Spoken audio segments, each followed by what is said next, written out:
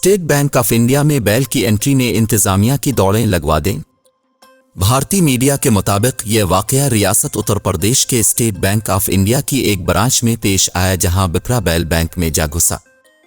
भारतीय मीडिया के मुताबिक एक बैल भागता हुआ आया और अचानक से बैंक में दाखिल हो गया। बैल के बैंक में दाखिले ने सबको हैरान कर दिया, जबकि बैंक सारिफीन समेत बैंक के अमले में भगदड़ मच गई और सबकी दौड़ें लग गई।